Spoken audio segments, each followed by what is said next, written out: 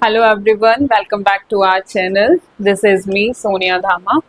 तो जैसे कि आप सभी जानते हैं कि हमारे अपने इसी चैनल जीएस गुरु एकेडमी पर मेरी पॉलिटी की क्लासेस चल रही हैं और मैंने पॉलिटी का फाउंडेशन कोर्स शुरू किया है।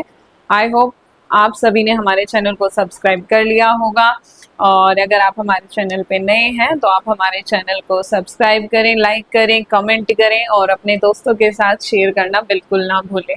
ठीक है, आज की जो हमारी क्लास का टॉपिक है उसमें मैं आपको पढ़ाऊंगी मौलिक अधिकार। ठीक है, मौलिक अधिकार आज से हम शुरू कर रहे हैं फंडामेंटल राइट्स को। फंडामेंटल राइट्स को आज हम उसमें शुरू कर रहे हैं। ठीक है, तो देखिए फंडामेंटल राइट्स हम ऐसा नहीं है कि देखिए फंडामेंटल राइट्स जब हम बात करते हैं अपने कॉन्स्टिट्यूशन में, तो हमारे कॉन्स्टिट्यूशन में आर्टिकल 12 to 35 12 से 35 में मौलिक अधिकारों का वर्णन किया गया है। अब देखिए ऐसा नहीं है कि मैं इसको आज एक ही क्लास में आपको मौलिक अधिकार पढ़ा दूं, क्योंकि ये देखिए जब हमने फाउंडेशन कोर्स, जैसा कि मैंने मेरी सीरीज ही बताती है कि हमारा क्या चल रहा है, मैं आपको फाउंडेशन कोर्स करा रही हूँ और मैं इसमें आपको बेसिक्स पढ़ा रही हूँ कि आपको अगर आप कभी भी पॉलिटी पढ़ें तो आपको कभी और कहीं से पढ़ने की ज़रूरत ना पड़े। अगर आपके पास अपनी कोई रेफरेंस बुक है और अगर आपने मेरी क्लासेस देखी हैं तो वो आपके लिए सफिशिएंट होगा और आप अच्छे से पढ़ पाएंगे। ठीक है, तो इसीलिए हम बिल्कुल बेसिक तरीके से चलेंगे और कंसेप्चुअल वे में चलेंगे। बिल्कुल मैं आपको आपके कंसेप्ट क्लियर कराती हुई चलूंगी, तो बिल्कुल जल्दबाजी करने की ज़रूरत नहीं है कि हम एक क्लास में फंडामेंटल राइट्स पढ़ लें। देखिए वो ऐसा होता है कि भाई जल्दबाजी में थोड़ा सा रिवीजन के लिए आप एक क्लास में देख सकते हैं, बाकी जब हम बेसिक से पढ़ रहे हैं, शुरुआत से पढ़ रहे हैं, तो फिर अच्छे से ही पढ़ने की ज़रूरत है। आपको ये जो फंडामेंटल राइट्स है, ऐसा नहीं है कि अगर जो बच्चे क्या है कॉम्पिटिशन में है वही फंडामेंटल राइट्स को पढ़ें। देखिए मेरा ये मानना है कि fundamental rights being a human, being a citizen, ठीक है, सभी को पता होने चाहिए, है ना, चाहे वो लोग कंपटीशन दे रहे हैं या नहीं दे रहे हैं, हर व्यक्ति को अपने फंडामेंटल राइट्स के बारे में पता होना चाहिए। तो सभी आप क्लास को देखें इसको, ठीक है, अपने फंडामेंटल राइट्स को जाने, अपने मौलिक अधिकारों को जाने, क्या आपके मूल अधिकार हैं। ठीक है, चलो क्लास पे आते हैं। और आज जो मैं आपको पढ़ाऊंगी, सबसे पहले मैं आपको मौलिक अधिकारों के बारे में बताऊंगी कि मौलिक अधिकार क्या है, कैसे आए, ठीक है, क्या होते हैं। और आज हम अपनी क्लास में जो डील करेंगे वो हम डील करेंगे आर्टिकल 12 और आर्टिकल 13, ठीक है, अनुच्छेद 12 और 13। चलिए शुरुआत करते हैं अपनी इस क्लास की। और हाँ जी, शुरुआत करते हैं, वो है मौलिक अधिकार। ठीक है, देखिए मौलिक अधिकार क्या होते हैं। तो मौलिक अधिकार ऐसे अधिकार हैं, मौलिक अधिकार बोले या फिर मूल अधिकार बोले, मौलिक अधिकार ऐसे अधिकार होते हैं जो कि हमारे संविधान द्वारा सभी को, है ना, सभी पर्सन्स को इक्वली बिना किसी भेदभाव के दिए गए हैं और संविधान द्वारा गारंटीकृत हैं, है ना, गारंटी दी गई है कि किसी भी कंडीशन में आपकी जो फंडामेंटल राइट्स हैं उनका वायलेशन नहीं हो सकता है। ठीक है, हाँ वो आगे वायलेशन नहीं हो सकता है। स्टेट जो है वो किसी भी तरह की इंटरफेरेंस पर्सन के मौलिक अधिकारों में नहीं करेगा। कहने का मतलब है कि ये मौलिक अधिकार एक पर्सन की आज़ादी को इंश्योर करते हैं। ठीक है, कि व्यक्ति जो है वो अपना सर्वांगीण विकास कैसे कर सकता है, तो एक व्यक्ति के सर्वांगीण विकास के लिए मौलिक अधिकार बहुत आवश्यक हैं। ठीक है, इसीलिए हमारे संविधान ने भी हमारे मौलिक अधिकारों को संरक्षित किया है और व्यक्ति को मौलिक अधिकार प्रदान किए हैं। हमारे संविधान में ये मौलिक अधिकार अनुच्छेद 12 से 35 प्रदान किए गए हैं, प्रोवाइड हमें किए गए हैं। ठीक है, चलो लिखते हैं कुछ इंपॉर्टेंट पॉइंट्स। ये तो मैंने आपको थोड़ा समझा दिया, अब लिख लेते हैं, नोट्स बनाते हैं अपना थोड़े। देखिए मौलिक अधिकार की जब हम बात करेंगे तो मौलिक अधिकार जो डील करता है, हमारा डील करता है, पार्ट कौन सा हो गया भाई, जब हम भाग की बात करेंगे, ठीक है, तो भाग हो गया हमारा थर्ड। मौलिक अधिकार मैंने आपको बताया था कॉन्स्टिट्यूशन में कितने पार्ट्स हैं, हमारे कॉन्स्टिट्यूशन में 22 पार्ट्स हैं। आज हम थर्ड पार्ट पे आ गए हैं। फर्स्ट पार्ट में यूनियन एंड इट्स टेरिटरी, और सेकेंड पार्ट में सिटीजनशिप मैंने आपको पढ़ाया, नागरिकता पढ़ाया, और थर्ड पार्ट में आज हम पढ़ रहे हैं मौलिक अधिकार। ठीक है, तो मौलिक अधिकार हमने शुरू कर दिया है। और अनुच्छेद जो हमारा ये डील करते हैं मौलिक अधिकार, तो आर्टिकल्स की जब हम बात करेंगे, अनुच्छेद को इंग्लिश में बोलते हैं आर्टिकल्स, ठीक है, अनुच्छेद। तो अनुच्छेद की जब हम बात करेंगे तो हमारे अनुच्छेद हो जाएंगे ये 12 से 15, 12 से 15। ठीक है। थर्ड इंपॉर्टेंट पॉइंट, जो हमारे मौलिक अधिकार जो है हमारे संविधान में, ये अमेरिका के संविधान से हमने इसे लिया है। मैंने आपको पढ़ाया था ना sources of constitution, sources of Indian constitution, वहां पे ये उस वाले वीडियो में भी मैंने बहुत अच्छे से आपको समझाया है। ठीक है। तो मौलिक अधिकार कहाँ से लिए गए हैं? यूएसए के संविधान से, यूएसए के संविधान से। अब देखिए यहाँ पे यूएसए के संविधान से, यहाँ पे एक ऑरिजिन, यहाँ पे एक इंपॉर्टेंट फैक्ट हो जाता है जो याद करने के लिए आप याद रखेंगे। जब यूएसए का संविधान बना था ना, कब आया था यूएसए का संविधान, कब बनाया था इन्होंने? तो ये इन्होंने बनाया था 1789 में। ठीक है। 1789 में यूएसए ने अपना संविधान बनाया था, अमेरिका ने। और यहाँ पे जब इनका ओरिजिनल संविधान बना था तो इन्होंने फंडामेंटल राइट्स को उसमें इनहेरेंट नहीं किया था, इसमें इन्होंने संविधान इनको इंक्लूड नहीं किया था मौलिक अधिकार को। ठीक है। तो यहाँ पे जो मौलिक अधिकार आए हैं, यहाँ पे इन्होंने 1791 में बिल ऑफ राइट्स, ठीक है, बिल ऑफ राइट्स आए थे। बिल ऑफ राइट्स से जनता को यहाँ पे मौलिक अधिकार मिले थे। ठीक है। 1789 में इन्होंने अपना कॉन्स्टिट्यूशन बनाया। और जो यहाँ पे मौलिक अधिकार 1791 में बिल ऑफ राइट्स,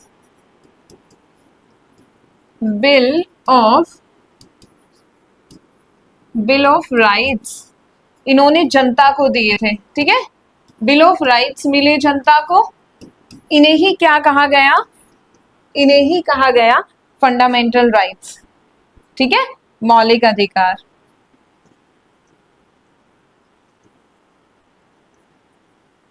यही क्या था? ये जो बिल ऑफ राइट्स है यही क्या है? फंडामेंटल राइट्स है। ठीक है। तो यहाँ पे यूएसए के संविधान से हमने क्या लिया है? मौलिक अधिकार को लिया है। और यूएसए को भी, यूएसए की जो जनता है वहां को, वहां की जनता को मौलिक अधिकार जो मिले हैं वो 1791 में मिले थे। ठीक है। और हमारे जो मौलिक अधिकार हैं उन्हें हमारा भारत का मेग्ना संविधान, उन्हें इसको ही मौलिक अधिकार को मेग्ना कार्टा कहा जाता है। ठीक है। क्या कहा जाता है? भारत का मेग्ना कार्टा। ठीक है। यहाँ पे लिख लेते हैं, फंडामेंटल राइट्स को ही भारत का मेग्ना कार्टा,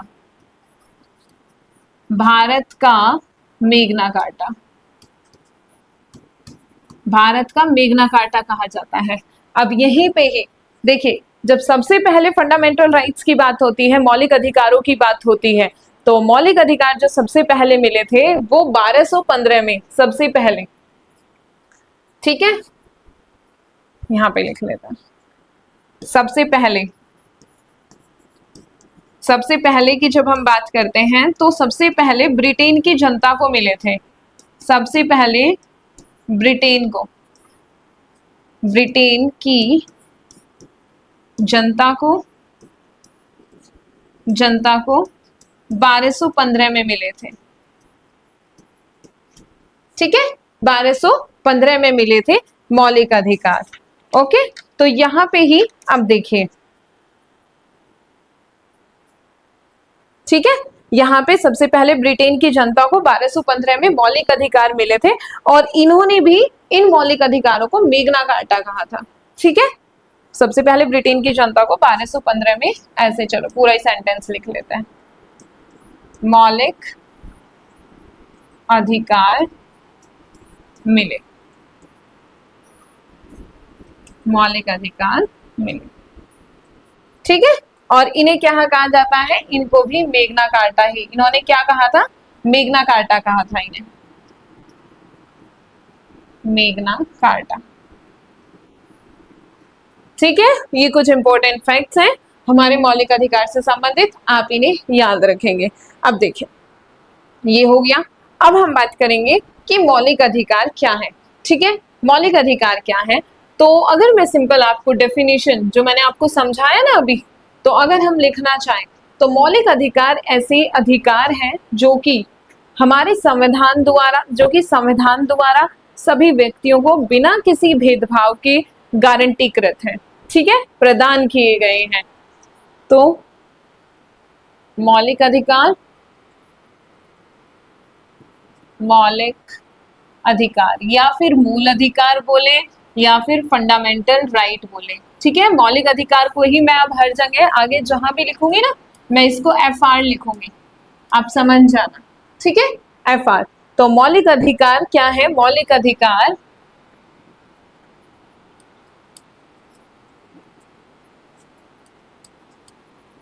मौलिक अधिकार संविधान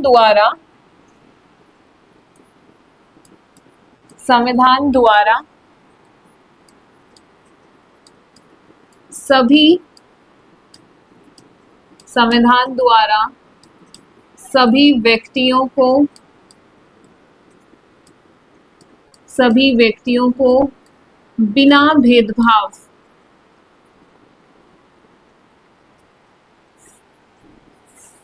सभी व्यक्तियों को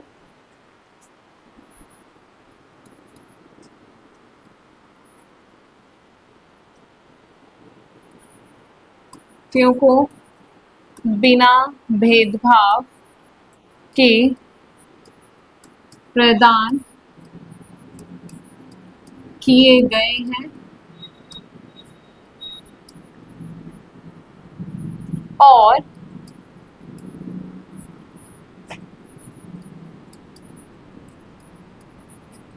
संविधान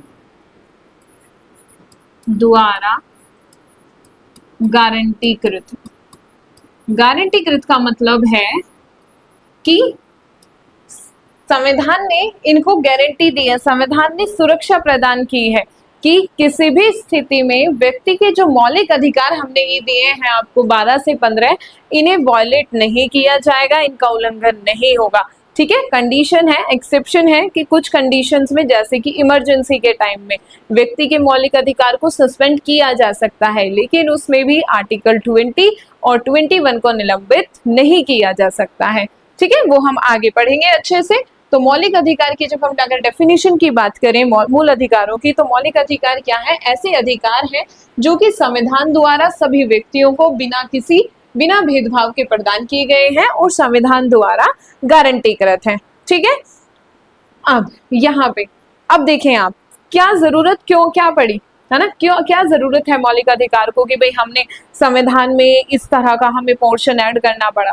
तो आप देखेंगे व्यक्ति की लिबर्टी, है ना, उसकी इक्वालिटी, व्यक्ति के डेवलपमेंट को, उसके विकास को इंश्योर करने के लिए, है ना, व्यक्ति की गरिमा हो, फिर वो कुछ भी हो, है ना, कि व्यक्ति अपना विकास, अधिकतम विकास कैसे कर सकता है, उसके लिए हमारे मौलिक अधिकार हैं, ठीक है। आवश्यकता रही कि इन्हीं से ही क्या है, व्यक्ति को आजादी दी गई कि व्यक्ति क्या है, व्यक्ति को स्टेट के आर्बिट्रेरी एक्शन के अगेंस्ट, है ना, यहाँ पे प्रोटेक्शन प्रोवाइड की गई है कि ये कुछ अधिकार हैं जिन्हें किसी भी स्थिति में कोई भी व्यक्ति इनमें इंटरफेरेंस नहीं कर सकता है, ठीक है। तो अब हम आते हैं, आप समझ गए होंगे क्या है फंडामेंटल राइट्स। एक और मोस्ट इंपॉर्टेंट बात कि यहाँ पे देखिए, ये जो मौलिक अधिकार वाला जो कॉन्सेप्ट है, ये ना लाइक एज हमारे नेचुरल राइट, है ना, जैसे प्राकृतिक अधिकार होते हैं। देखिए प्राकृतिक अधिकार क्या है? प्राकृतिक अधिकार ऐसे अधिकार होते हैं जो कि सभी को इक्वली रूप से नेचुरली मिलते हैं, है ना, नेचुरली मिलते हैं, चाहे फिर वो एनिमल हो या फिर ह्यूमन बीइंग हो, सबको इक्वली जो मिल रहा है वो सभी क्या है, वो नेचुरल राइट होते हैं। इसी तरह से उसी का ही बेस है, उसी के बेस पे ही क्या बने, मौलिक अधिकार बने, ठीक है, मूल अधिकार, जो कि एक बीइंग अ ह्यूमन होने के नाते हर व्यक्ति को प्रदान किए गए हैं, ठीक है। चले, अब यहाँ पे ये हो गया। अब हम बात करेंगे कि हमारे जो मौलिक अधिकार है इनकी विशेषताएं क्या है, मौलिक अधिकारों की क्या विशेषताएं हैं, फीचर्स की हम बात करेंगे, ठीक है। Features of Indian constitution, sorry features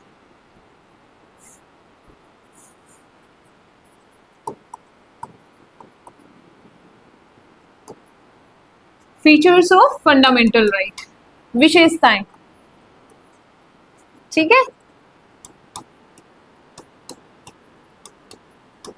विशेषताएं, है ना, फीचर्स क्या है फंडामेंटल राइट्स के, फीचर्स क्या है। तो सबसे पहला फीचर क्या हो जाएगा जी, हमारे जो मौलिक अधिकार है, ये मौलिक अधिकार जो है, कुछ मौलिक अधिकार ऐसे हैं कि जो ना केवल नागरिकों को ही प्राप्त हैं, और उसके अलावा जो सभी मौलिक अधिकार है वो सभी व्यक्तियों को प्राप्त हैं। अब देखो फीचर से क्या मतलब है, फीचर का मतलब है कि कुछ ना इसकी विशेषताएं की हम बात कर रहे हैं, कि कुछ ऐसी विशेषताएं जो हमारे फंडामेंटल राइट को डिस्क्राइब कर रही हैं, है ना, ठीक है। तो क्या है, सबसे पहला फीचर क्या हो जाएगा कि कुछ मौलिक अधिकार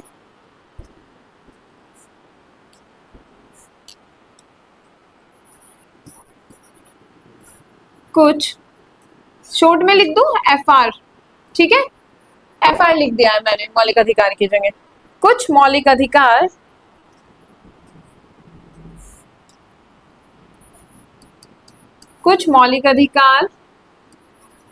केवल नागरिकों को ही प्राप्त है, नागरिकों को ही प्राप्त है। देखिए नागरिक कौन होता है, कमेंट बॉक्स में बताएंगे आप। मैंने लास्ट क्लास में आपको नागरिकता पढ़ाया है। तो कुछ फंडामेंटल राइट केवल नागरिकों को प्राप्त है, जैसे कि हमारा हो गया आर्टिकल की जब हम बात करेंगे आर्टिकल 16, 19, 29 और 30, ये हमारे ऐसे मौलिक अधिकार हैं कि जो केवल केवल और केवल भारत के नागरिकों को ही प्राप्त है, ठीक है। और इनके अलावा और नागरिकों को प्राप्त है और अन्य सभी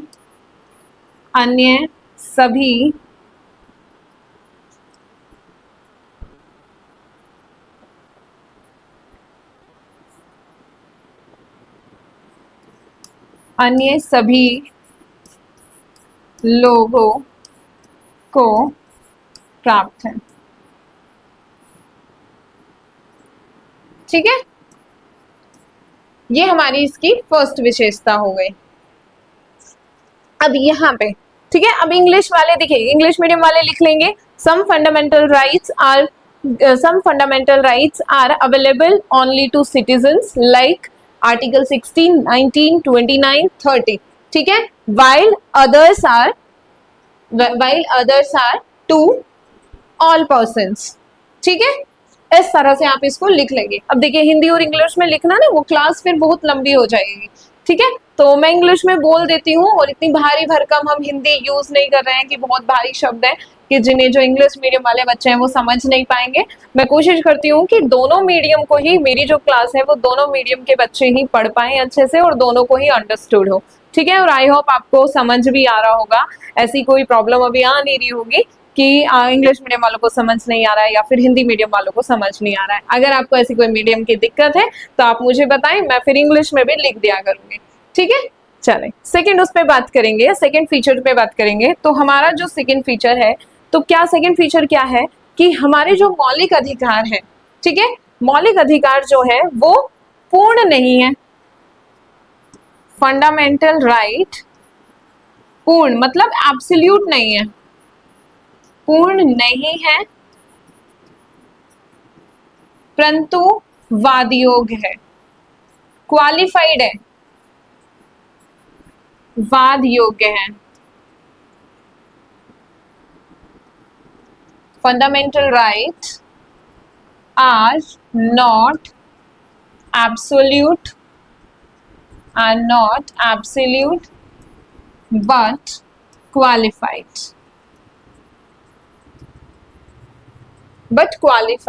ठीक है। कि इसका क्या मतलब है कि जो हमारे मौलिक अधिकार है वो एब्सोल्यूट नहीं है कि भाई उन्हें किसी भी स्थिति में उनका वायलेशन नहीं हो सकता या कि मतलब वो व्यक्ति को हमेशा ही प्राप्त होंगे। कि कहने का मतलब है कि उन्हें क्या है, वाद योग्य है कि अगर व्यक्ति का किसी व्यक्ति के मौलिक अधिकारों का अगर उल्लंघन हुआ है तो वो व्यक्ति क्या कर सकता है, कोर्ट को अप्रोच कर सकता है। और कहने का मतलब है कि जो राज्य है, ठीक है, राज्य को यहाँ पे, राज्य के पास यहाँ पे ये वो है कि अधिकार है कि वो क्या कर सकता है, इनको रेस्ट्रिक्ट कर सकता है। जैसे कि कुछ स्थिति हो जाती है, कुछ कंडीशंस में कर सकता है। जैसे मैंने आपको बताया इमरजेंसी के टाइम पे तो हमारे जो फंडामेंटल राइट है उन्हें क्या किया जा सकता है, रेस्ट्रिक्ट किया जा सकता है, ठीक है। अब हम यहाँ पे थर्ड की बात करेंगे, तो हमारे यहाँ पे थर्ड फीचर की हम बात करेंगे। दूसरा क्या हो गया, फंडामेंटल राइट क्या है, पूर्ण नहीं है, एब्सोल्यूट नहीं है, ये क्या है, वाद योग्य है। थर्ड हम बात करेंगे कि जो हमारे मौलिक अधिकार हैं, ये इन हमारे जो कुछ मौलिक अधिकार जो है वो नकारात्मक विशेषताएं वाले हैं, ठीक है। नकारात्मक, कुछ फंडामेंटल राइट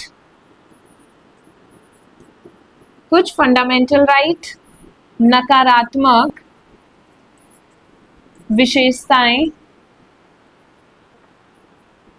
नकारात्मक विशेषताओं वाले हैं।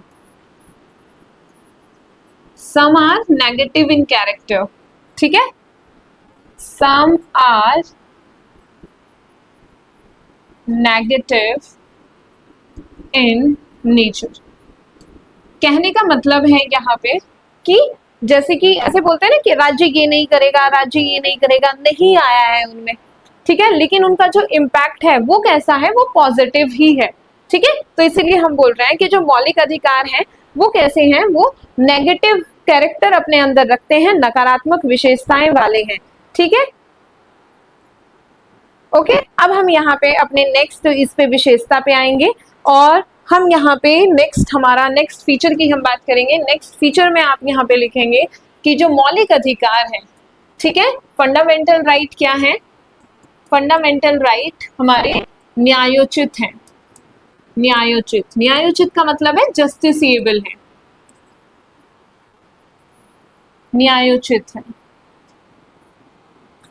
फंडामेंटल राइट न्यायोचित है। न्यायोचित का मतलब है कि इनके अगर आपके जस्टिसिएबल हैं, जस्टिसिएबल, ठीक है, जस्टिसिएबल है। कहने का मतलब है कि अगर आपके मौलिक अधिकारों का उल्लंघन होता है तो व्यक्ति, जो पीड़ित व्यक्ति है, वो क्या कर सकता है, डायरेक्ट सुप्रीम कोर्ट को अप्रोच कर सकता है, कोर्ट जा सकता है, ठीक है, जस्टिसिएबल है। तो कहने का मतलब है कि व्यक्ति उल्लंघन की दशा में अगर वायलेशन हो रहा है, उल्लंघन की दशा में न्यायालय जा सकता है, न्यायालय जा सकता है। उसी में अगर देखिए हमारा डायरेक्ट व्यक्ति जो है वो डायरेक्ट सुप्रीम कोर्ट जा सकता है, direct move to supreme court, move to supreme court, सर्वोच्च न्यायालय, direct move to supreme court. और बात करेंगे कौन से आर्टिकल के अंदर जाएगा, अंडर आर्टिकल 32, ठीक है। वहीं पे ही हाई कोर्ट को भी मूव कर सकता है, ठीक है, हाई कोर्ट को जाएगा अंडर आर्टिकल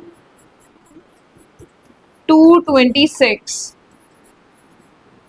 226, ये आप हमेशा याद रखेंगे। देखिए मौलिक अधिकार, देखिए हम डायरेक्ट सुप्रीम कोर्ट को अप्रोच नहीं कर सकते हैं नॉर्मल केसेस में, लेकिन सुप्रीम कोर्ट ने व्यक्ति के मौलिक अधिकारों की सुरक्षा प्रोवाइड करने के लिए, मतलब इतना हमें छूट दी है, व्यक्तियों को छूट दी है कि अगर व्यक्ति के मौलिक अधिकारों का उल्लंघन होता है तो व्यक्ति डायरेक्टली सुप्रीम कोर्ट को अप्रोच कर सकता है और डायरेक्ट रिट के थ्रू जाएगा, डायरेक्ट अंडर आर्टिकल 32 वो क्या कर सकता है, डायरेक्ट सुप्रीम कोर्ट को अप्रोच कर सकता है, ठीक है। तो हमारे ये जो क्या है, फंडामेंटल राइट क्या है, राइट्स हमारे क्या है, न्यायोचित है, जस्टिसिएबल है।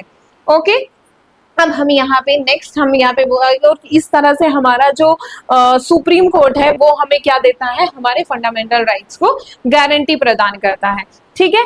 आप यहाँ पे नेक्स्ट लिखेंगे कि कुछ स्थिति इमरजेंसी के टाइम पे, है ना, ये आपका इंपॉर्टेंट फीचर हो जाता है ना, राष्ट्रीय आपातकाल के दौरान मैंने बोला था ना कि कुछ कंडीशन है कि जिस कंडीशन में क्या किया जा सकता है, मौलिक अधिकारों को रिस्ट्रिक्ट किया जा सकता है। तो राष्ट्रीय आपातकाल के समय, राष्ट्रीय आपातकाल के समय फंडामेंटल राइट्स को प्रतिबंधित, रेस्ट्रिक्ट, प्रतिबंधित, रेस्ट्रिक्ट, कर्टेल, निलंबन, ठीक है। राष्ट्रीय आपातकाल के समय कुछ मौलिक अधिकारों का मौलिक अधिकारों को प्रतिबंधित किया जा सकता है, उनका निलंबन किया जा सकता है, प्रतिबंधित किया जा सकता है, ठीक है। एक्सेप्ट, अपवाद है यहाँ पे, अपवाद है यहाँ पे आर्टिकल 20 and एंड 21। ठीक है, कहने का मतलब है अपवाद इसका है अनुच्छेद छोड़कर, इसका ये तो यहाँ पे हो गया एक्सेप्शन, चलो एक्सेप्शन ही लिख देती हूँ। ठीक है, अपवाद इसका क्या हो गया, अनुच्छेद 20 और 21। कहने का मतलब है कि किसी भी स्थिति में अनुच्छेद 20 और 21 को कर्टेल नहीं किया जा सकता, उसे रेस्ट्रिक्ट नहीं किया जा सकता है, बाकी सभी मौलिक अधिकारों को प्रतिबंधित किया जा सकता है। अब ये हो गया हमारी फंडामेंटल राइट की विशेषताएं। अब हम बात करेंगे कि हमें कितने प्रकार के मौलिक अधिकार व्यक्ति को प्राप्त है। ठीक है, व्यक्ति के पास कितने मौलिक अधिकार हैं। तो अगर मैं आपको बताऊं तो सबसे पहले जब हमारा संविधान बना, ओरिजिनली हमारे संविधान में व्यक्ति को 7 तरह के मौलिक अधिकार प्रदान किए गए थे, लेकिन जिसको फिर 44th अमेंडमेंट हमारे कॉन्स्टिट्यूशन में हुआ 1978 में, और जो हमारा एक 6th फंडामेंटल राइट था उसको हटा दिया गया, डिलीट कर दिया गया। और अब क्या किया गया, अब हमारे पास प्रेजेंट में व्यक्ति के पास 6 मौलिक अधिकार प्राप्त है। ठीक है, तो अब हम इसको लिखेंगे कि संविधान कितने तरह के मौलिक अधिकार व्यक्ति को प्राप्त है। ठीक है, संविधान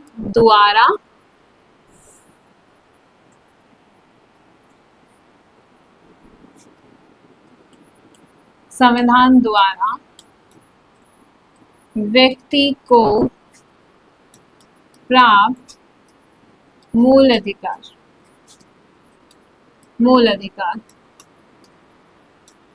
तो प्रेजेंट में कितने हैं, 6 मौलिक अधिकार है।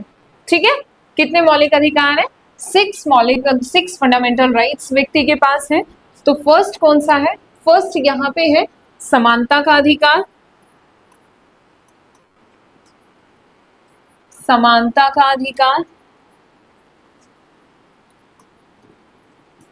समानता का अधिकार, राइट टू इक्वालिटी,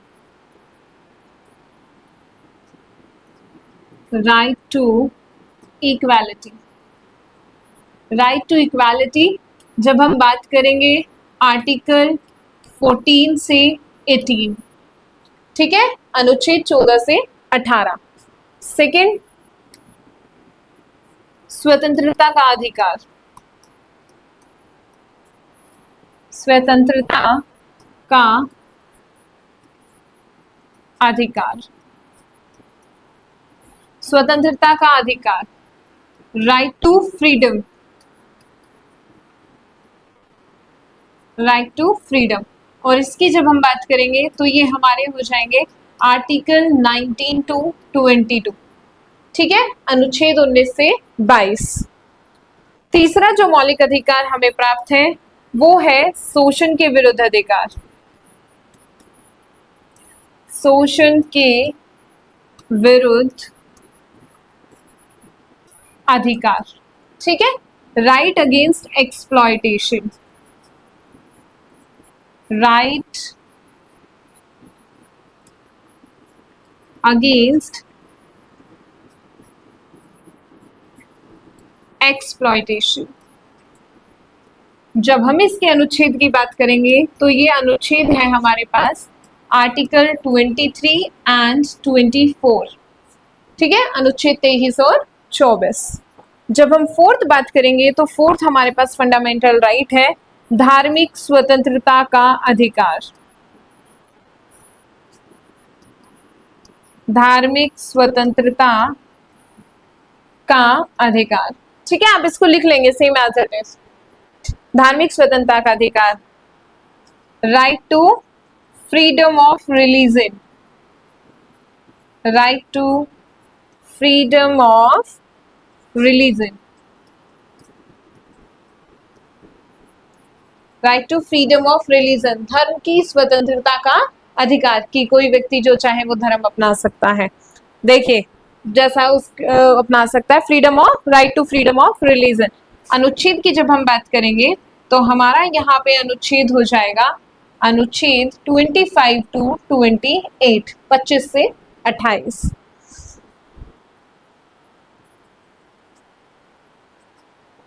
फिफ्थ हमारा यहाँ पे आ जाएगा सांस्कृतिक एवं शिक्षा का अधिकार, ठीक है, शिक्षा का अधिकार, cultural and educational right, cultural and educational right. जब हम यहाँ पे अनुच्छेद की बात करेंगे तो यहाँ पे हमारी अनुच्छेद हो जाएंगे आर्टिकल 29 एंड 30, ठीक है। 6 हमारा मौलिक अधिकार है संवैधानिक उपचारों का अधिकार, संवैधानिक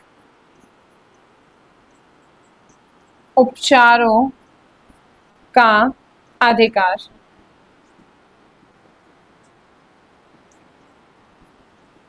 राइट टू कॉन्स्टिट्यूशनल रेमेडीज,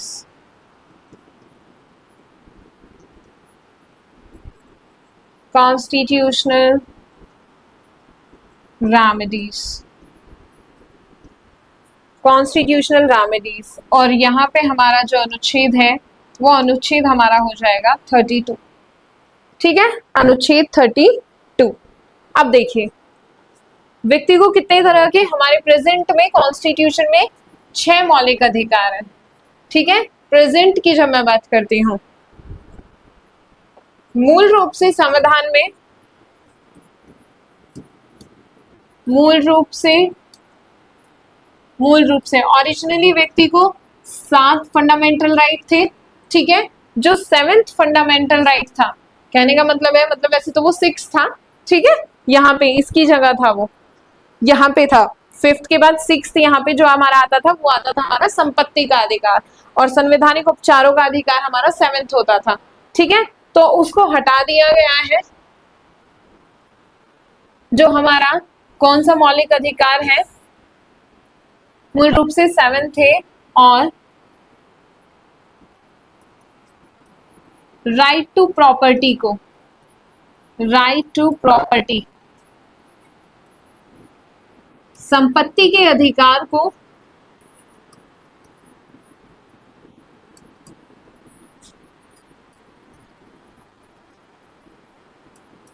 संपत्ति के अधिकार को 44th कॉन्स्टिट्यूशनल अमेंडमेंट, संविधान संशोधन, ठीक है, 1978 के द्वारा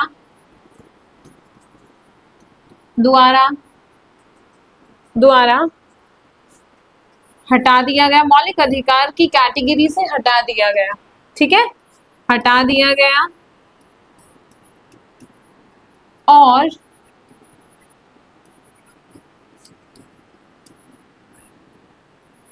इसे अनुच्छेद 300A, ठीक है, आर्टिकल 300A के अंतर्गत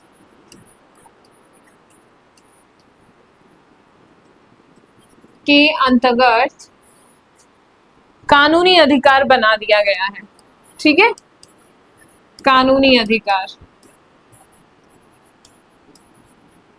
कानूनी अधिकार, लीगल राइट्स, लीगल राइट बना दिया गया,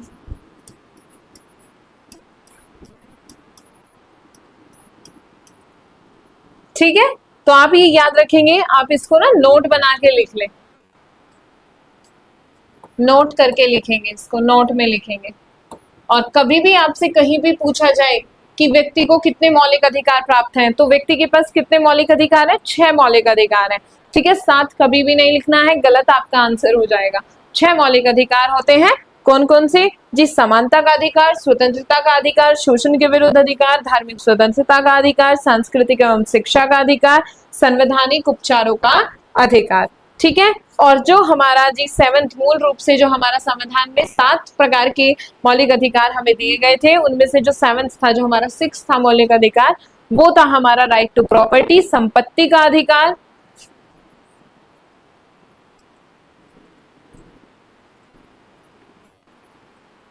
संपत्ति का अधिकार, ठीक है, संपत्ति का अधिकार, जिसको संपत्ति के अधिकार को 44वें संविधान संशोधन 1978 के द्वारा इसे मौलिक अधिकार की कैटेगरी से हटा दिया गया और इसको अब क्या बना दिया गया था, फिर 300A के अंतर्गत इसको संपत्ति के अधिकार को एक कानूनी अधिकार बना दिया गया, ठीक है। तो आज प्रेजेंट में जो राइट टू प्रॉपर्टी है वो क्या है, व्यक्ति का लीगल राइट है, नॉट अ फंडामेंटल राइट, ठीक है। ये याद रखेंगे, 6 मौलिक अधिकार, अनुच्छेद आप याद रखेंगे। तो देखिए हमने क्या देखा, तो इस तरह से अब आप सोच रहे होंगे कि जी 12 और 13 तो आए ही नहीं मौलिक अधिकार में, आपने तो बोला 14 से और 32, ठीक है। तो देखिए जो हमारे जो हमारा अनुच्छेद 12 और 13 है, ठीक है, ये दोनों अनुच्छेद हमारे इन मौलिक अधिकारों की व्याख्या कर रहे हैं, ठीक है, इनके बारे में हमें बता रहे हैं। जैसे अनुच्छेद 12 ने हमें बताया कि राज्य क्या है, ठीक है, राज्य के अंतर्गत कौन कौन आएगा। जैसे हम पढ़ेंगे कि राज्य सरकारी नौकरियों में किसी भी तरह का भेदभाव नहीं करेगा, तो उस राज्य के अंतर्गत कौन कौन आएगा, विधि क्या होगी, अनुच्छेद 13 हमें विधि के बारे में बताएगा, ठीक है। तो इनकी व्याख्या करने के लिए हमें अनुच्छेद 12 और 13 को पढ़ना आवश्यक है और 12 और 13 इसीलिए हमारे फंडामेंटल राइट से संबंधित हैं, ठीक है। तो फंडामेंटल राइट से संबंधित हमारे अनुच्छेद कितने हो गए, 12 से 35, ठीक है, अनुच्छेद हमारे मौलिक अधिकारों से संबंधित है। अब हम यहाँ पे बात करेंगे अपना अनुच्छेद 12 के बारे में। अब हम पढ़ेंगे अनुच्छेद 12।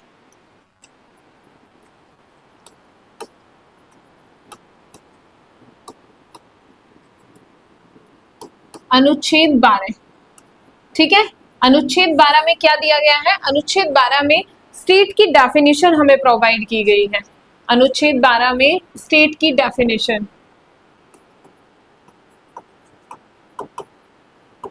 डेफिनेशन ऑफ स्टेट, राज्य की परिभाषा,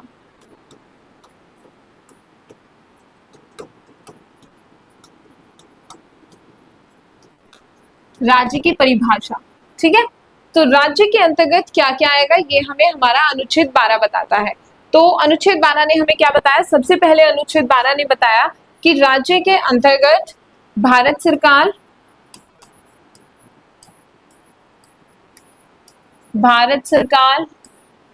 तथा संसद, ठीक है, राज्य के अंतर्गत क्या, राज्य के अंतर्गत भारत सरकार तथा संसद,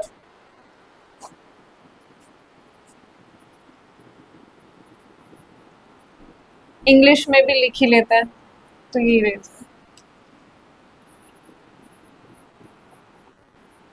government and parliament of India, parliament of India, ठीक है। फर्स्ट इन्होंने क्या बोला, फर्स्ट बताया कौन आएगा, भारत सरकार तथा संसद, दूसरा राज्य सरकार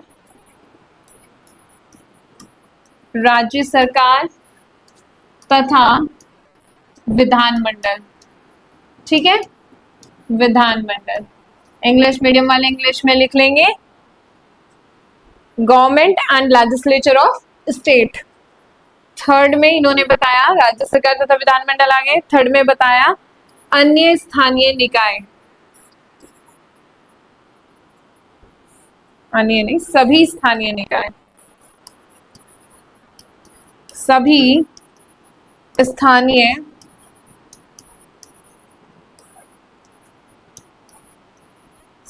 स्थानीय निकाय, ऑल लोकल ऑथोरिटीज, ठीक है, ऑल लोकल ऑथोरिटीज।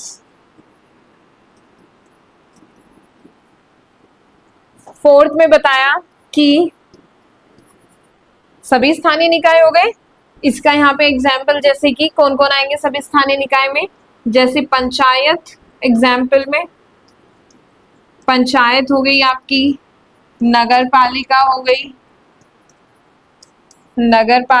गई, जिला बोर्ड हो गया, ये सब किस में आएंगे, राज्य के अंतर्गत आएंगे, ठीक है। फोर्थ इन्होंने बोला कि अन्य सभी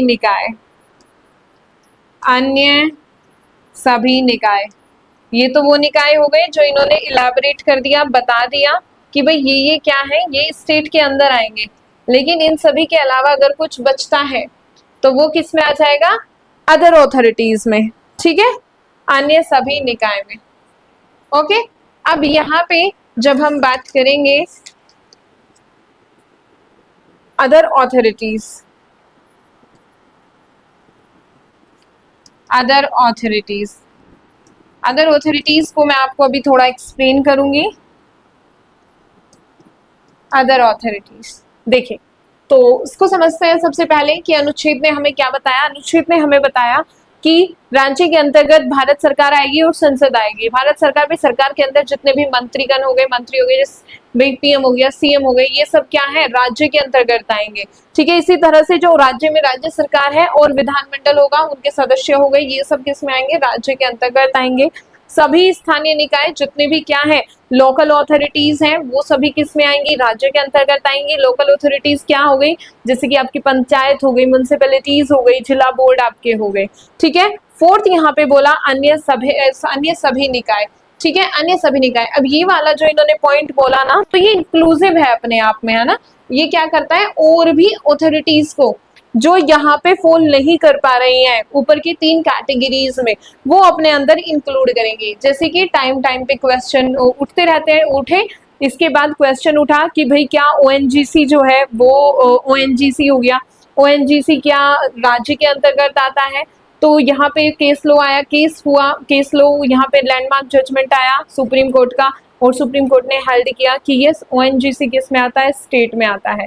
जैसे एक केस आया, यहाँ पे ही एक केस आया था एनसीईआरटी से संबंधित कि चंद्रमोहन खन्ना वर्सेस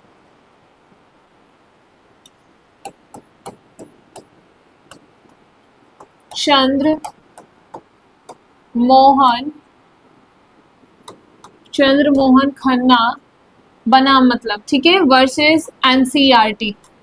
एनसीईआरटी के फुल फॉर्म क्या है, कमेंट बॉक्स में आप मुझे बताएंगे। National council for education research and training, ठीक है।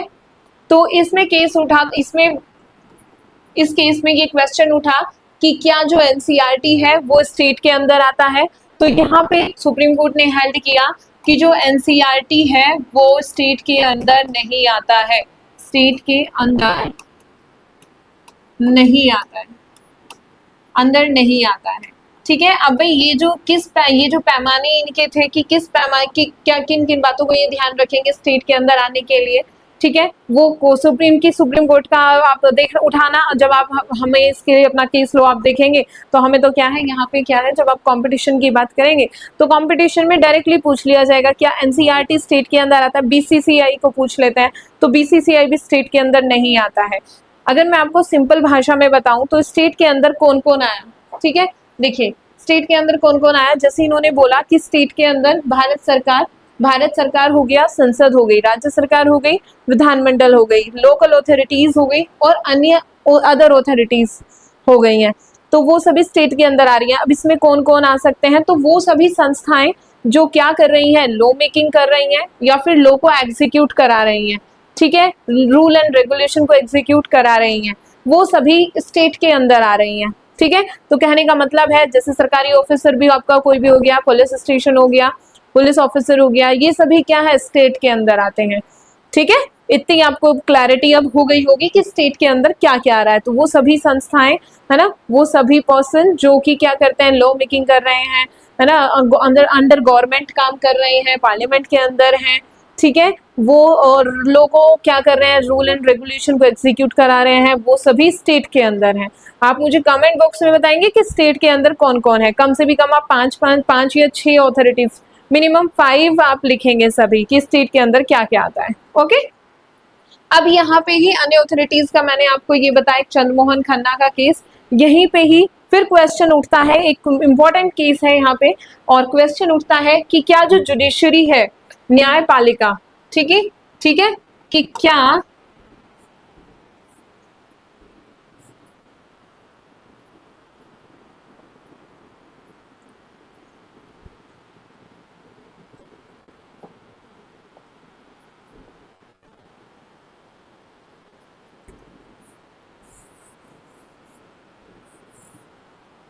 क्वेश्चन यहाँ पे उठा कि क्या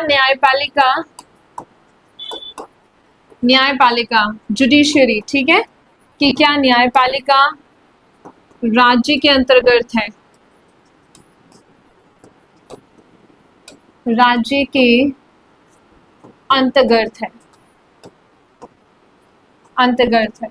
तो यहाँ पे ना 2-3 केस लॉज मैं यहाँ पे कोट करूंगी, जिनमें आपको वैसे याद, केस लॉ आप याद नहीं रख सकते अगर आप जुडिशरी एस्पिरेंट हैं या फिर लॉ का कोई एग्जाम आप देने जा रहे हैं, तो तब आप याद रखना, ठीक है, कि केस लॉज के जो मैं आपको नाम लिख रही हूँ, वरना आपको केस लॉ की यहाँ पे याद रखने की जरूरत नहीं है। आप जुडिशरी को कैसे स्टेट के अंदर है वो याद रखेंगे कि हेल्ड क्या था। तो यहाँ पे जैसे कि हमारा एक केस था AR एंतुले हो गया, और नरेश सिंह का केस था यहाँ पे हमारा। तो इन वाले केसेस में ना ये हेल्ड किया गया था कि जो हमारी जुडिशरी है, अगर जो जुडिशरी है वो क्या कर रही है, न्यायिक कार्य कर रही है, तो तब वो हमारी स्टेट के अंदर नहीं आएगी, ठीक है। और अगर वो कोई प्रशासनिक कार्य कर रही है तो तब जुडिशरी किस में आएगी, स्टेट के अंदर आएगी, ठीक है। तो केस कैसे हो गया, वो केस का नाम मैं आपको यहाँ पे बता रही थी। तो जैसे AR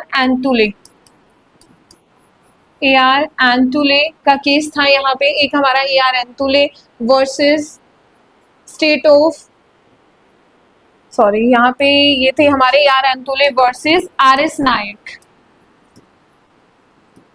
नायक थे, ठीक है। और एक हमारा ये लैंडमार्क जजमेंट है, और एक था नरीस वर्सेस स्टेट ऑफ महाराष्ट्र का case, state of Maharashtra.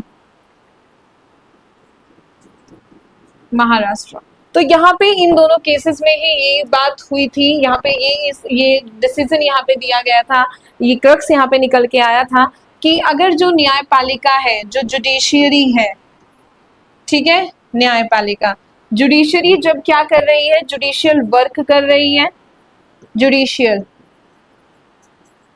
Judicial work, ठीक है। जब जो न्यायपालिका है वो न्यायिक कार्य कर रही है, तब वह स्टेट के अंदर नहीं है,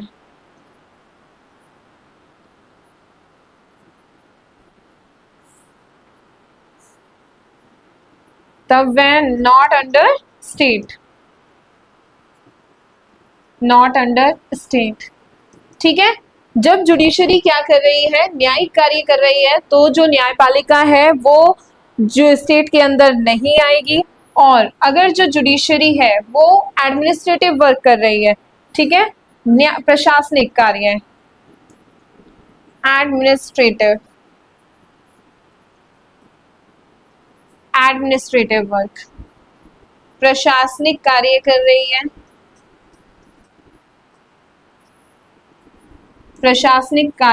रही है, ठीक है, तब जो जुडिशियरी है वो हमारी स्टेट के अंदर आएगी, ठीक है।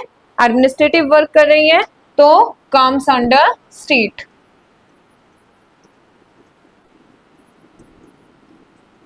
हिंदी मीडियम वाले लिख लेंगे, न्यायपालिका अगर न्यायिक कार्य कर रही है तो न्यायपालिका राज्य के अंतर्गत नहीं आएगी, और अगर न्यायपालिका प्रशासनिक कार्य कर रही है तो तब क्या आएगी, न्यायपालिका स्टेट के अंदर आएगी। और ये बात हमारे इन दोनों केसेस में यही बात हेल्ड की गई थी, यही निर्णय यहाँ पे दिया गया था जब क्वेश्चन उठा कि क्या न्यायपालिका राज्य के अंतर्गत है या नहीं है। तो यहाँ पे 2 पैमाने हमें दिए गए कि अगर न्यायपालिका कोई आपका जुडिशियल वर्क कर रही है तो तब वो जो उसके अंदर स्टेट के अंदर नहीं है, तब वो इंडिपेंडेंट है।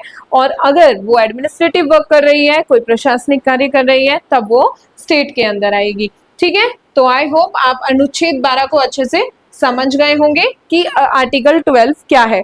तो आर्टिकल 12 ने बेसिकली हमें स्टेट के बारे में बताया कि जहां कहीं भी हम स्टेट की बात करेंगे तो स्टेट के अंतर्गत क्या क्या आता है, राज्य के अंतर्गत क्या क्या आता है, राज्य का क्या मतलब है, ठीक है। अब हम यहाँ पे बात करेंगे अपना अनुच्छेद 13 की हम बात करेंगे, ठीक है। अनुच्छेद 13,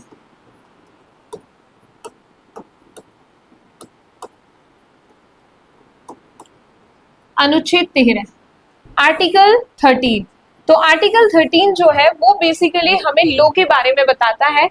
आर्टिकल 13 हमें ये बताता है कि ऐसी विधियां जो कि क्या है, हमारे फंडामेंटल राइट्स के असंगत है, इनकंसिस्टेंट है, तो ऐसी विधियां शून्य मान ली जाएंगी। ऐसी जो लॉ है वो क्या मान लिए जाएंगे, वो वॉइड होंगे। ठीक है, अब क्या क्या कंडीशन, किन कंडीशंस में, किन स्थितियों में आप उन्हें वॉइड मानोगे, शून्य मानोगे, उनकी बारे में हम बात करेंगे अनुच्छेद 13 के अंतर्गत। तो यहाँ पे क्या बोला गया, अनुच्छेद 13 क्या बोलता है, ऐसी विधियां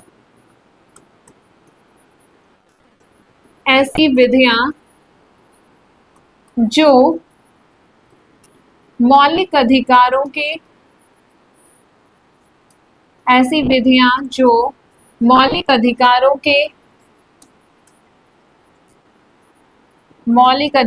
के असंगत हैं। ठीक है, असंगत हैं,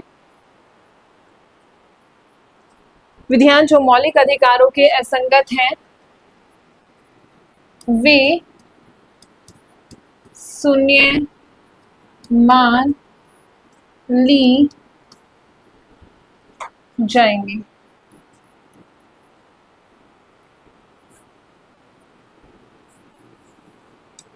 शून्य मान ली जाएंगी, कहने का मतलब है लो इनकंसिस्टेंट और इन डेरोगेशन, मतलब फंडामेंटल राइट्स को कम करने वाला। ठीक है, इन डेरोगेशन हिंदी में लिख लेना आप, है ना, इन डेरोगेशन मौलिक अधिकारों के असंगत और उन्हें कम करने वाला, उनका प्रभाव कम करे। लो इनकंसिस्टेंट और इन डेरोगेशन ऑफ सेंट और in derogation of fundamental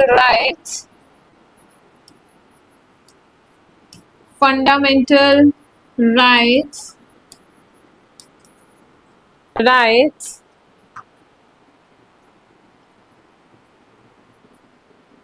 rights be void. ठीक है, वॉइड होगा, ऐसी विधियां क्या होंगी, वॉइड होंगी, शून्य होंगी। ठीक है, कैसे, देखिए अब यहाँ पे इन्होंने फर्स्ट जब यहाँ पे हम अनुच्छेद 13 की बात करते हैं, ठीक है, अनुच्छेद 13 के फर्स्ट क्लोज ने बताया कि ऐसी विधियां जो कि संविधान से पहले लागू थी। आपने यहाँ पे बिल्कुल ऐसे ही 13 का 1, ये तो 13 की हेडिंग ने हमें बता दिया कि अनुच्छेद 13 ने हमें क्या बताया, अनुच्छेद 13 ने बात की, ऐसी विधियों की बात की जो कि क्या है, मौलिक अधिकारों की असंगत हैं और उनके प्रभाव को, उनका अल्पीकरण करने वाली है। ठीक है, उनको कम करने वाली विधियां हैं, वो क्या होंगी, उनका क्या प्रभाव होगा, ये हमें अनुच्छेद 13 ने बताया। फर्स्ट में बताया कि ऐसी विधियां जो कि, तो बहुत गड़बड़ कर रहे हैं,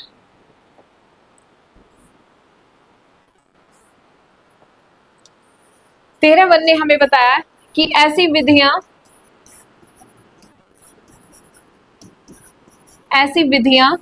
जो संविधान लागू होने के पहले की हैं, ऐसी विधियां जो संविधान लागू होने के पहले की हैं, अगर वो क्या करती है, फंडामेंटल राइट्स के, मौलिक अधिकारों के इनकंसिस्टेंट है या फिर इन डेरोगेशन है। ठीक है, तो उन विधियों को क्या मान लिया जाएगा, वो विधियां क्या होंगी, वॉइड होंगी। ठीक है, तो यहाँ पे बात क्या हुई है, सबसे 13(1) में बात हुई है ऐसी विधियों के बारे में जो संविधान लागू होने के पहले की विधियां हैं। ठीक है, तो इनका प्रभाव क्या हो जाएगा, अगर ये क्या है, असंगत है, मैं शॉर्ट में लिख रही हूँ, है ना, जैसे आप नोट्स बनाते हैं, असंगत है या फिर अल्पीकरण कर रही हैं, अल्पीकरण कर रही हैं, असंगत या अल्पीकरण करने वाली हैं, या अल्पीकरण करने वाले हैं। ठीक है, ऐड कर लेना, कभी हिंदी मीडियम वाले ऐड ना करें। ठीक है, ऐड कर लेना उसे। तो उनको हम क्या मान लिया जाएगा, ऐसी विधियां क्या मान ली जाएंगी। देखो संविधान हमारा लागू हुआ 26 जनवरी 1950 से, तो इसके पहले हमारे संविधान में कुछ लॉज थे, है ना, लॉ थे, विधि थी। अभी मैं आपको बताऊंगी यहाँ पे कि भाई विधि के अंतर्गत क्या क्या है। जैसे 13 का 3 हमें बताता है कि विधि की डेफिनेशन हमें देता है, तो वो जो है अगर वो क्या है, इन डेरोगेशन है फंडामेंटल राइट्स के और उनके इनकंसिस्टेंट है, तो हम उन्हें क्या मान लेंगे, शून्य मान लेंगे। ठीक है, शून्य मान लेंगे, शून्य हो जाएंगी वो। ठीक है, शून्य हो जाएंगी ऐसी विधियां। यहीं पे ही जो हमारा 13 का 2 है, 13 के 2 ने हमें यहाँ पे बताया कि लागू होने के बाद की विधियां। ठीक है, संविधान के लागू होने के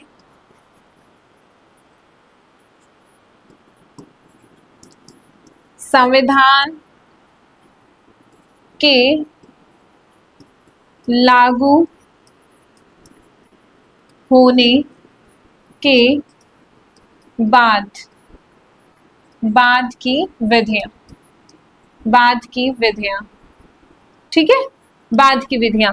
अगर संविधान के लागू होने के बाद कोई विधियां क्या करती हैं, मौलिक अधिकारों के असंगत है या उनका अल्पीकरण करने वाली है, तो वो भी क्या हो जाएंगी, वो भी शून्य हो जाएंगी।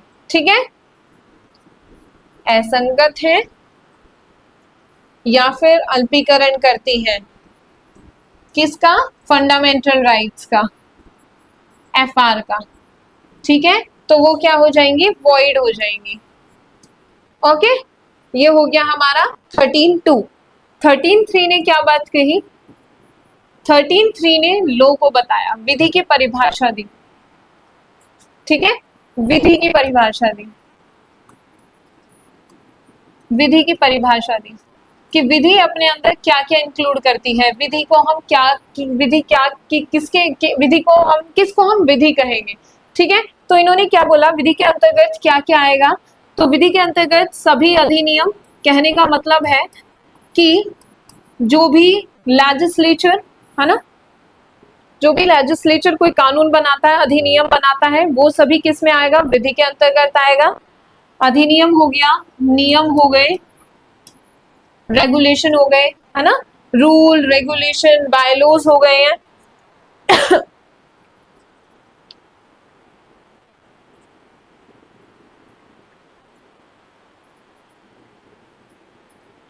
ठीक है, अधिनियम, नियम,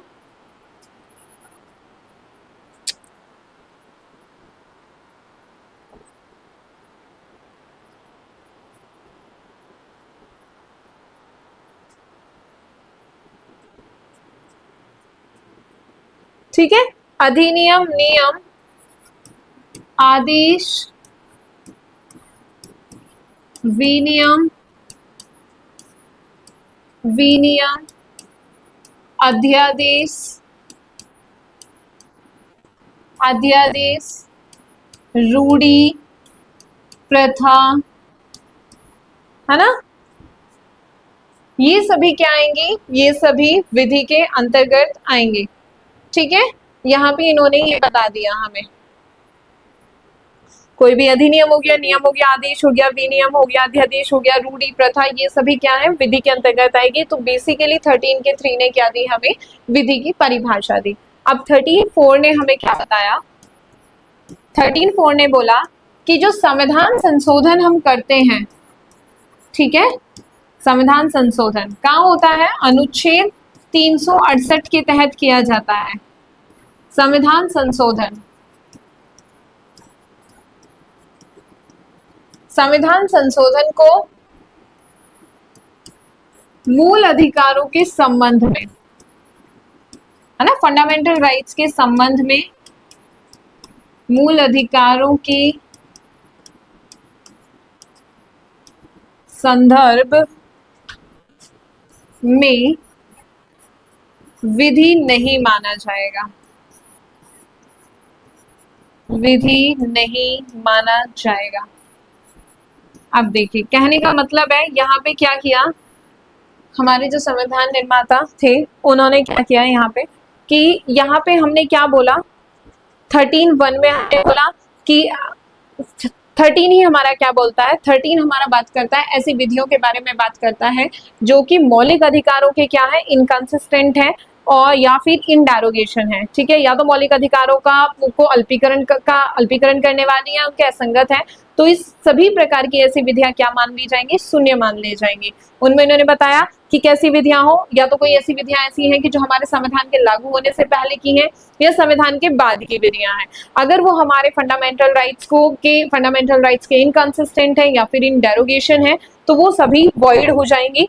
थर्ड में इन्होंने हमें लॉ की डेफिनेशन दी और फोर्थ में यहाँ पे इन्होंने सेव किया संविधान संशोधन को, कॉन्स्टिट्यूशनल अमेंडमेंट को, जो कहाँ होता है हमारा अनुच्छेद 368 में। तो हम बोल सकते हैं कि ये क्या हो गया, एक्सेप्शन हो गई, अपवाद हो गया ये ऊपर वाले तीनों का, कि ये ना इसको सेव कर रहा है। हमने बोला कि कोई भी ना मूल अधिकारों के संदर्भ में कोई मतलब आप क्या नहीं कर सकते हो ना, कि कोई भी किसी भी तरह का चेंज नहीं कर सकते हो, है ना, कोई आप ऐसी विधि नहीं बना सकते हो जो उनका अल्पीकरण करे या उनके असंगत हो। लेकिन यहाँ पे इन्होंने बोल दिया कि अगर कोई भी ऐसा कॉन्स्टिट्यूशनल अमेंडमेंट होता है मूल अधिकारों के संदर्भ में तो हम उसे क्या है, विधि ही नहीं मानेंगे।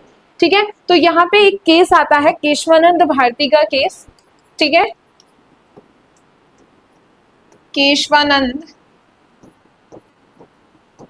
केशवानंद भारती केस 1973 का। और इस केस में यहाँ पे ये निर्णय लिया जाता है, ये निर्णय दिया जाता है सुप्रीम कोर्ट के द्वारा, माननीय सर्वोच्च न्यायालय के द्वारा ये निर्णय दिया जाता है कि ऐसी विधियां दिया जाता है कि संविधान संशोधन, मूल अधिकारों में संशोधन किया जा सकता है, लेकिन कोई भी संशोधन ऐसा नहीं होगा कि वो हमारे संविधान की, हमारी जो प्रस्तावना है ना, जो हमारे जो संविधान है की जो प्रस्तावना है उसके मूल ढांचे को बदल दे। और यहीं से ही हमारा क्या आ रहा था, मूल ढांचे का, डॉक्ट्रिन ऑफ बेसिक स्ट्रक्चर। ठीक है, यहीं से हमारा निकल के आता है कि कोई भी ऐसा परिवर्तन नहीं किया जाएगा फंडामेंटल राइट्स में, कोई भी ऐसा कॉन्स्टिट्यूशनल अमेंडमेंट नहीं होगा जो कि हमारे इसकी संविधान की बेसिक स्ट्रक्चर को बदले। ठीक है, ओके, तो यहाँ पे क्या हेल्ड किया गया, यहाँ पे बोला गया कि केशवानंद भारती केस में कि फंडामेंटल राइट में कोई भी ऐसा संविधान संशोधन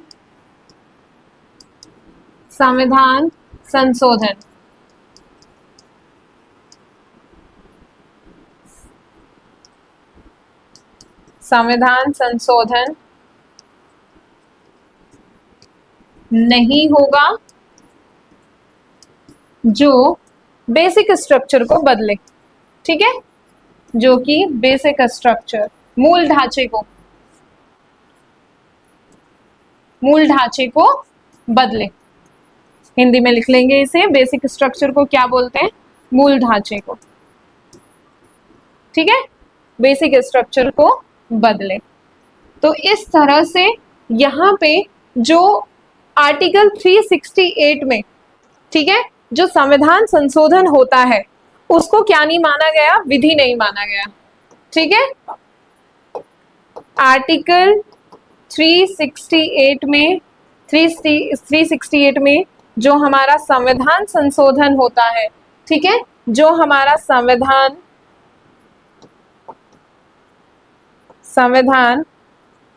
संशोधन होता है, धान संशोधन को विधि नहीं माना गया, विधि नहीं माना गया, सेव कर दिया इसको। इसीलिए मैंने आपको बोला कि ये क्या हो गई, एक्सेप्शन हो गई है। ठीक है, आज की क्लास में आपने बहुत अच्छे से राज्य को समझा होगा और विधि आपको समझ आई होगी कि विधि के अंतर्गत क्या है क्या नहीं है। ठीक है, क्लास आपके लिए बहुत इंपॉर्टेंट है कि जब हम फंडामेंटल राइट, जब हम प्योरली अपना इस पे आएंगे, आर्टिकल जब हम 14 पढ़ेंगे, आर्टिकल 15 पढ़ेंगे, है ना, आर्टिकल 14 टू 35 हम पढ़ेंगे, तो इसमें हमारे लिए मोस्ट इम्पोर्टेंट ये टर्म्स हमारे सामने बार बार आएंगे, विधि, राज्य, तो इनको समझना बहुत ज़रूरी है और आपको बेसिक अंडरस्टैंडिंग आई होप आपको हो गई होगी। ठीक है, तो ये थी आज की हमारी क्लास। आज की क्लास में हमने क्या क्या देखा, क्या क्या पढ़ा, तो सबसे पहले मैंने आपको बताया कि भाई मौलिक अधिकार जो है, हमारे मौलिक अधिकार जो है हमारा कौन से संविधान के भाग 3 में है, ठीक है। अनुच्छेद की हम बात करते हैं, अनुच्छेद 12 से 35, ठीक है।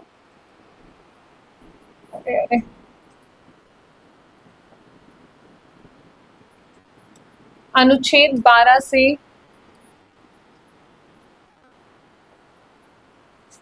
अनुच्छेद 12 से 35 है, ठीक है, ध्यान नहीं दिया।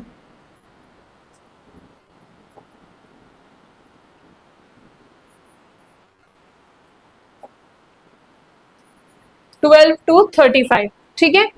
तो हमारे जो मौलिक अधिकार हैं वो हमारे संविधान के पार्ट 3 में दिए गए हैं, अनुच्छेद 12 से 35 में है। यूएसए के संविधान से हमने मौलिक अधिकारों को लिया है, और यूएसए के संविधान में कहां से लिया था? बिल ऑफ राइट्स, 1791 में बिल ऑफ राइट्स आए थे ना, बिल ऑफ राइट्स। तो ये ही क्या थे? मौलिक अधिकार। 1791 में बिल ऑफ राइट्स के नाम से फंडामेंटल राइट्स को जोड़ा गया था, और सबसे पहले ब्रिटेन की जनता को मिले थे 1215 में मौलिक अधिकार, ठीक है। इसके बाद फिर मैंने आपको बताया कि मूल रूप से हमारे पास कितने तरह के मौलिक अधिकार हैं। व्यक्ति के पास 6 तरह के मौलिक अधिकार होते हैं जी। सबसे पहले समानता का, अच्छा, यहाँ पे मैंने आपको बताया था कि मौलिक अधिकार क्या है। तो भाई मौलिक अधिकार की मैं आपको बेसिक अंडरस्टैंडिंग में आपको करवा रही थी। मौलिक अधिकार की अगर हम एक लाइन में इसकी डेफिनेशन पढ़ें तो मौलिक अधिकार ऐसे अधिकार होते हैं जो कि सभी व्यक्तियों को बिना किसी भेदभाव के प्रदान किए जाते हैं। फिर हमने फीचर्स की बात की, तो मौलिक अधिकार क्या होते हैं? भाई सभी नागरिकों को, कुछ नागरिकों को प्राप्त, कुछ ऐसे मौलिक अधिकार होते हैं जो कि केवल नागरिकों को प्राप्त होते हैं, बाकी सभी लोगों को प्राप्त होते हैं। पूर्ण नहीं है परंतु बाध्य योग्य होते हैं, क्वालिफाइड होते हैं, है ना, कि नकारात्मक भी होते हैं हमारे मौलिक अधिकार कुछ अपने आप में। यहाँ पे फिर नेक्स्ट हमने यहाँ पे देखा कि भाई न्यायोचित होते हैं, कि फंडामेंटल राइट का अगर आपके वायलेशन होता है, मौलिक अधिकारों का आपके का उल्लंघन होता है, तो व्यक्ति क्या कर सकता है? डायरेक्ट सुप्रीम कोर्ट को मूव कर सकता है। नेशनल इमरजेंसी के टाइम पे मौलिक अधिकारों को रिस्ट्रिक्ट किया जा सकता है, उनको कर्टेल किया जा सकता है। लेकिन यहाँ पे भी जो आपका अनुच्छेद 20 और 21 होगा उसे आपके कर्टेल या फिर उसको रिस्ट्रिक्ट नहीं किया जा सकता है, ठीक है। फिर हमने देखा कि भाई हमारे पास कितने तरह के मौलिक अधिकार हैं। तो व्यक्ति को 6 प्रकार के मौलिक अधिकार होते हैं, प्राप्त हैं। सबसे पहले समानता का अधिकार, स्वतंत्रता का अधिकार, शोषण के विरुद्ध अधिकार, धार्मिक स्वतंत्रता का अधिकार, सांस्कृतिक एवं शिक्षा का अधिकार और संवैधानिक उपचारों का अधिकार। और मूल रूप से हमारे संविधान में हमें 7 प्रकार के मौलिक अधिकार प्रदान किए गए थे। जो हमारा 6 है ना, मतलब जो ये हमारा 7th होता था, जो हमारा 6 था वो था हमारा राइट टू प्रॉपर्टी, और जो राइट टू प्रॉपर्टी है उसको हमारे को मौलिक अधिकार को 44th कॉन्स्टिट्यूशनल अमेंडमेंट के द्वारा उसको हटा दिया गया और फंडामेंटल राइट्स की कैटेगरी से, और उसको अब एक लीगल राइट बना दिया गया अंडर आर्टिकल 300A। और अगर इसकी मैं पार्ट की बात करूं तो ये हमारा कौन सा पार्ट है? पार्ट 12 में, ठीक है, पार्ट 12 में, ओके। इसके बाद मैंने आपको अनुच्छेद 12 पढ़ाया, आर्टिकल 12 हमें क्या बताता है? स्टेट की डेफिनेशन हमें देता है कि राज्य के अंतर्गत कौन कौन आएगा। तो सबसे पहले बोला कि जी भारत सरकार, संसद, राज्य सरकार तथा विधानमंडल, ठीक है, सभी स्थानीय निकाय हो गए और अन्य सभी निकाय, ये सभी हमारे किस में आएंगे? स्टेट के अंदर आएंगे। मैंने आपको कुछ केस लॉज बताए, चंद्रमोहन खन्ना बताया, जिसमें एनसीईआरटी को स्टेट के अंदर नहीं माना गया। बीसीसीआई को भी आप लिख लेंगे, डायरेक्ट पूछ लिया जाता है कि क्या बीसीसीआई जो है वो स्टेट के अंदर है, ठीक है, तो बीसीसीआई स्टेट के अंदर नहीं है। यहाँ पे न्यायपालिका जुडिशरी क्या है? वो राज्य के अंतर्गत आती है, नहीं आती है। तो यहाँ पे बोला गया जुडिशरी के लिए कि अगर जुडिशरी जुडिशियल वर्क कर रही है तो वो स्टेट के अंदर नहीं है, और अगर वो कोई एडमिनिस्ट्रेटिव काम कर रही है, प्रशासनिक कार्य कर रही है, तो वो जुडिशरी क्या है? राज्य के अंतर्गत आती है। अनुच्छेद 13 ने हमें बताया लॉ के बारे में, ऐसी विधियों के बारे में बात की कि जो क्या है विधि संविधान हमारे मौलिक अधिकारों के असंगत हैं या उनका अल्पीकरण करने वाली है, इन डेरोगेशन है, तो ऐसी विधियों को हम क्या मान लेंगे? शून्य मान लेंगे। वो ऐसी विधियां क्या हो जाएंगी? वॉइड हो जाएंगी। और 13(1) ने बताया ऐसी विधियों के बारे में जो कि हमारे संविधान से पहले लागू थी। 13(2) ने बताया संविधान लागू होने के बाद की विधियों के बारे में। ऐसी दोनों प्रकार की विधियां अगर क्या है हमारे संविधान द्वारा जो हमें मौलिक अधिकार प्राप्त हैं, अगर उनके असंगत हैं या उनका अल्पीकरण करने वाली हैं, इन डेरोगेशन है, तो वो सभी क्या हो जाएंगे? शून्य हो जाएंगे। 13.3 ने हमें लॉ की डेफिनेशन दी कि लॉ के अंतर्गत आप क्या आएगा, तो लॉ के अंतर्गत सब इन्होंने बताया कि भाई जो भी लेजिस्लेचर जो लॉ बनाती है सभी प्रकार के अधिनियम, नियम, आदेश, विनियम, अध्यादेश, रूढ़ी, प्रथा सभी किस में आएंगे, लॉ के अंतर्गत आएंगे। 13.4 ने बोला कि जो संविधान संशोधन है मौलिक अधिकारों के संदर्भ में, ठीक है, तो वो क्या नहीं माना जाएगा, उसे विधि नहीं माना जाएगा। तो इन्होंने क्या कर दिया, एक्सेप्शन है, इसको सेव कर दिया कि संविधान संशोधन क्या है, विधि की परिभाषा के अंतर्गत नहीं आता है। आप इसको ऐसे याद रखेंगे, ठीक है। चले, तो ये थी आज की हमारी क्लास। और हाँ जी, तो आप यहाँ पे ये केस हम यहाँ पे याद रखेंगे, केशवानंद भारती केस 1973 का। इसमें बोला गया था कि फंडामेंटल राइट में कोई भी ऐसा संशोधन नहीं किया जा सकता है जो कि संविधान के मूल ढांचे को परिवर्तित कर दे, ठीक है। तो यहाँ पे परिवर्तित कर दे, और यहाँ भी वो हमारे यहाँ पे क्या किया गया, तो इस तरह से संविधान संशोधन को विधि की परिभाषा से एक्सक्लूड कर दिया गया था। ओके, तो ये थी आज की हमारी क्लास। आपको क्लास कैसी लगी ये ज़रूर आप कमेंट बॉक्स में बताएं, और घबराएं नहीं कि क्लास आपकी बहुत बड़ी हो जाती है, ठीक है। अभी मैं, क्योंकि भाई हम आपको ना बिल्कुल मैं बेसिक पढ़ा रही हूँ, और ऐसे नहीं है कि भाई एक क्लास में आप 30 मिनट में 6 मौलिक अधिकार आप पढ़ें, आर्टिकल 12 से मैं आपको 35 पढ़ा दूँ, तो वो पॉसिबल भी नहीं है और ठीक भी नहीं होगा, है ना, कि वो ठीक भी नहीं है, वो धोखा देने वाली बात हो जाती है ये तो, है ना। जब हम पढ़ रहे हैं, कहीं हम अपना टाइम दे रहे हैं, तो हमें एक जगह ही अगर सिस्टमेटिक वे में सारी चीज़ें मिल जाएं तो वो हमारे लिए बहुत अच्छी बात है, ठीक है। तो आप थोड़ा पेशेंस रखें और अच्छे से पढ़ते रहें, फिर आपको इधर उधर जाने की ज़रूरत नहीं पड़ेगी। ट्रस्ट मी, आप अच्छे से पढ़ें, ठीक है। क्लास के नोट्स आप अच्छे से बनाते रहें और बेसिक से पढ़ें। अगर आपने कभी भी पॉलिटी नहीं पढ़ी है तो आपके लिए ये क्लासेस बेस्ट हैं, आप अच्छे से पढ़ें, ठीक है। चलिए, ठीक है, मिलते हैं नेक्स्ट क्लास में। तब तक आप अपना ध्यान रखें और अच्छे से पढ़ाई करते रहें। टेक केयर, बाय बाय, मिलते हैं नेक्स्ट क्लास में। जय हिंद, जय भारत।